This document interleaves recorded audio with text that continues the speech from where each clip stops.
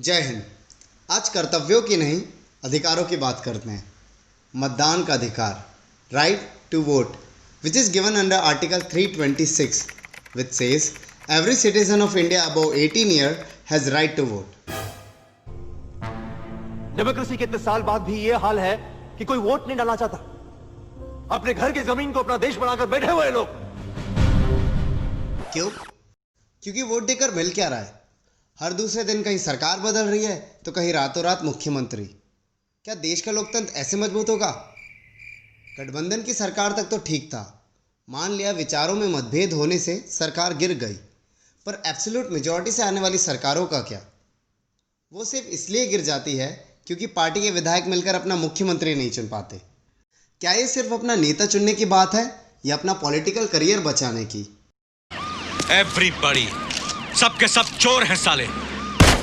और जिन्हें असेंबली में हम लोगों को रिप्रेजेंट करना था वो हमें जवाबदेह होना चाहिए या अपने पार्टी के किसी नेता को? महाराष्ट्र, मध्य प्रदेश और अब राजस्थान, एक एक कर सारे राज्यों में जनता की चुनी हुई सरकार बदलती जा रही है। और ये सिर्फ आज की बात नहीं है।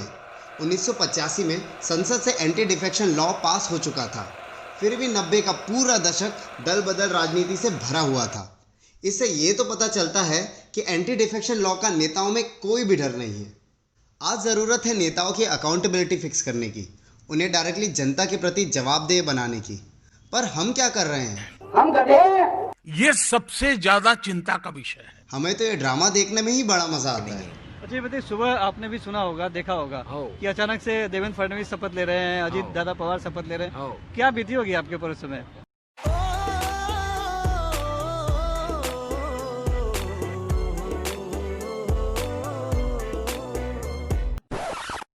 किसी ने ये नहीं सोचा कि हमने जिसे 5 साल के लिए चुना था उसने हमारे लिए कुछ नहीं किया।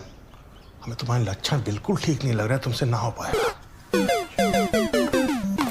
और आने वाले समय पर उसका री इलेक्शन हमारे ही टैक्स के पैसों से होगा, जिससे शायद कोई हॉस्पिटल बन सकता था, कोई सड़क बन सकती थी या किसी को रोजगार मिल सकता था। क्या करें भैया? सबसे पहले तो ये समझना होगा कि दल बदलना पार्टी के साथ साथ जनता से भी धोखा है, क्योंकि हर नेता अपनी अपनी पार्टी के घोषणा पत्र के आधार पर वोट मांगता है, पर इलेक्शन जीत जाने के बाद उस मैनिफेस्टो का क्या? हम संसद जाके कानून तो नहीं बना सकते, लेकिन पॉलिटिकल पार्टीज का मैनिफेस्टो जरूर तय कर सकते हैं, because we have one right to bargain with them, which is right to vote. NOTA का नाम तो सुना ही होगा, none of the above. The philosophy behind NOTA is right to reject.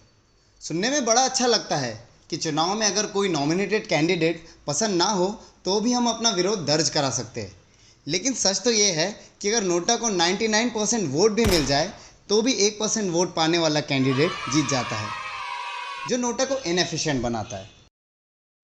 But ये ऑप्शन एक रिवॉल्यूशन ला सकता है। अगर नोटा कानून में एक छोटा सा बदलाव कर दिया जाए कि अगर किसी क्षेत्र में नोटा को 50% से ज़्यादा वोट मिलते हैं तो वहाँ से चुनाव लड़ने वाले सभी कैंडिडेट्स इलेक्शन की रेस से बाहर हो जाएंगे और री इलेक्शन में पार्टिसिपेट नहीं कर सकेंगे। और री इलेक्शन के लिए होने वाला खर्चा रिस्पेक्टिव पार्टीज पर जुर्माना लगाकर वसूल किया जाएगा जिन्होंने ऐसे कैंडिडेट्स को नॉमिनेट किया। जिस दिन यह बदलाव होगा, पॉलिटिकल पार्टीज ऐसे लोगों को टिकट देने पर मजबूर होगी जो देश हित के लिए राजनीति करना चाहते हैं, ना कि अपने निजी स्वार्थ के लिए। और धीरे धीरे ऐसे लोग राजनीति में आने लगेंगे जो सच में अपने एरिया के डेवलपमेंट के लिए कुछ करना चाहते हैं। तो डिमांड कीजिए electoral reform, because in democracy you will get what you demand. जैसा दिखाई देता है वैसा होता नहीं। आज तक तो हमें यही बताया गया था कि ये पॉलिटिकल पार्टीज की लड़ाई है, but now we need to understand that it is more about their accountability and our responsibility. Political parties को फॉलो करके डिवाइड होने की जगह अपनी जिम्मेदारी समझकर यूनाइट होने की ज़रूरत है। ये सब एक दिन में तो नहीं होगा, पर एक दिन ज़रूर होगा।